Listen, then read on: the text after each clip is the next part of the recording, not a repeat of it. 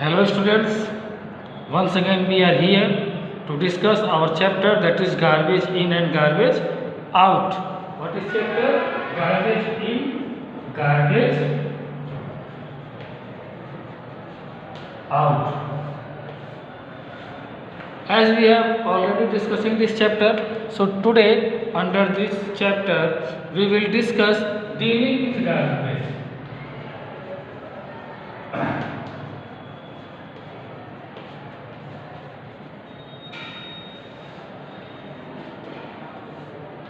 Dealing with garbage.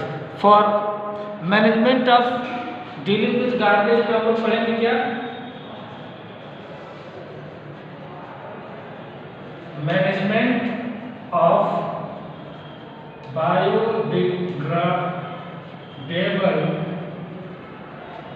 waste. Today we will discuss management of biodegradable waste. Okay beta. So in this topic, first of all we will study about landfills.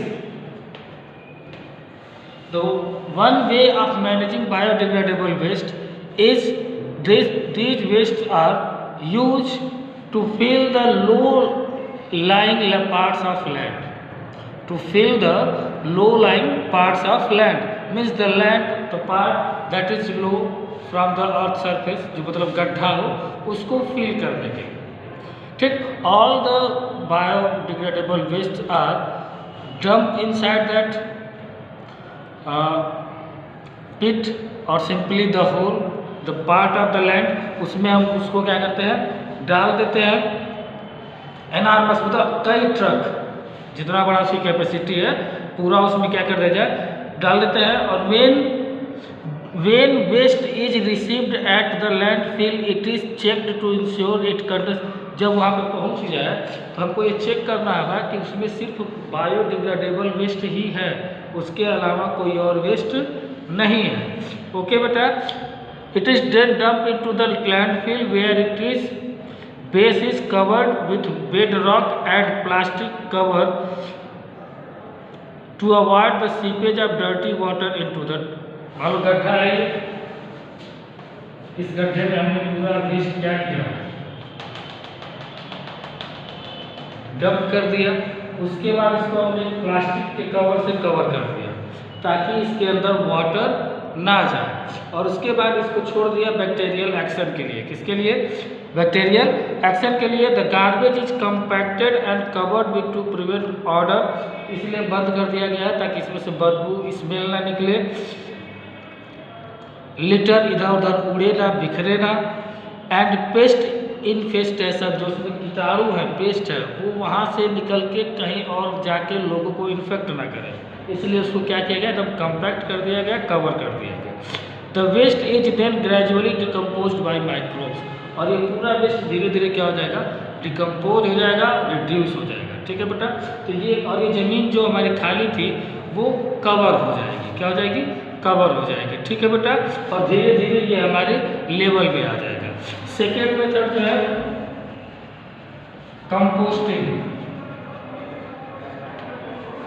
क्या है? पहला एक landfill होता है, दूसरा है composting. कह रहा था rotting and conversion of some waste material into manure is called composting. मतलब कि जो हमारा वेस्ट मटेरियल है उसको कन्वर्ट करके, रॉट करके, डिकम्पोज करके मैन्योर बना लिया जाए. क्या बना लिया जाए? Manure. It is organic fertilizer that is used into the field. Okay बेटा. So this process is called composting. मतलब वेस्ट मटेरियल को मैन्योर में कन्वर्ट करना, इसको बोलते हैं composting.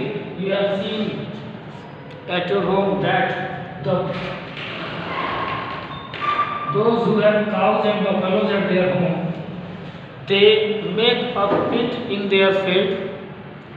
They make a pit in their field and fill all the waste material, means the food, remaining food material, the cattle that left uneaten, and their urine and their dung and the soil from their shed, all are collected and put into this pit okay बेटा, उसको सारा इकट्ठा करके, ठीक, उसको इसमें मतलब उसका जो चारा है जो उसने खाया नहीं छोड़ दिया, जो उसका गोबर है, मल मूत्र है, इन सबको इकट्ठा करके इस गड्ढे में डालते हैं। ठीक, अब इसको डालने के बाद इसको हमने छोड़ दिया। अब इस पर माइक्रोबियल एक्शन होगा और धीरे धीरे ये जो हमारा वेस्ट मटेरियल था that will disintegrate, that will decompose and change into compost. किसमें चेंज इनटू मैन्योर और compost. So this is called composting. इस प्रोसेस को क्या बोलते हैं? कंपोस्टिंग बोलते हैं। क्या बोलते हैं बेटा? कंपोस्टिंग बोलते हैं। और जो हमारा कंपोस्ट होता है या मैन्योर होता है, it is an organic fertilizer. क्या होता है बेटा? It is an organic fertilizer. It has less harmful effect और not less only, it has no harmful effect on the nature. Okay बेटा, it has no harmful effect on the nature. Next one is vermicompost.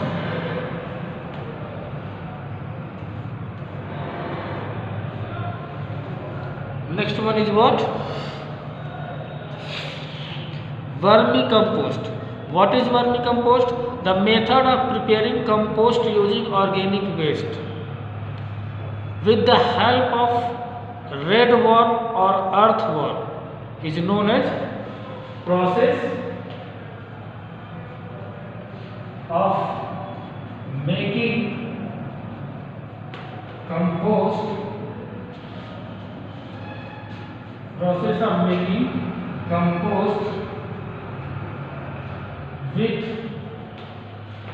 organic waste with the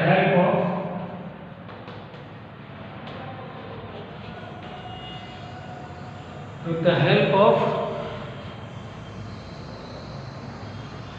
redworm or earthworm.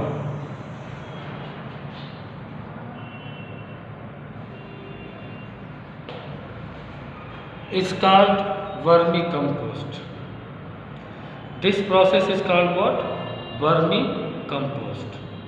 ठीक है बेटा, जो भी waste material है उसको एक पिट में इकट्ठा कर लिया जाए इस तरह के, उसमें वेस्ट को डाल दिया जाए और उसमें मार्केट में हमको अवेलेबल है रेड वॉर्म, लाल केचुए, या फिर अर्थ वॉर्म सिंपली, उनको हम इसमें डालते हैं।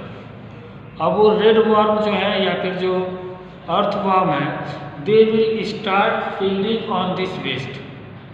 वो इस वेस्ट को खाना शुरू करेंगे। ठीक, और जैसे जैसे वो इसको खाना शुरू करेंगे, they will change this waste material into compost and the compost which is obtained by this process is called vermicompost. और इस तरह से जो हमें कंपोस्ट प्राप्त होगा उसको क्या कहा जाएगा? उसको बोलेंगे क्या? Vermi compost. क्या बोलेंगे? Vermi compost. ओके बेटा, उसको हम लोग बोलेंगे। और manure is a source of nutrient for plants and trees.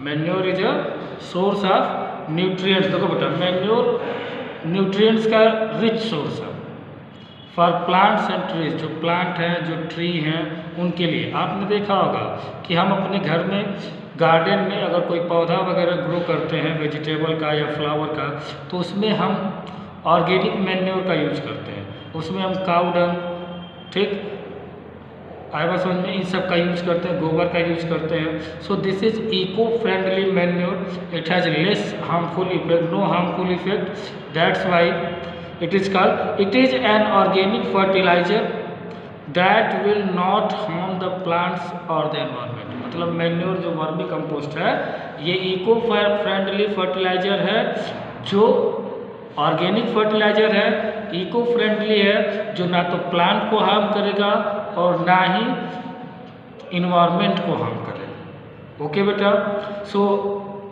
Read up to this. Next we will study in next class. Okay.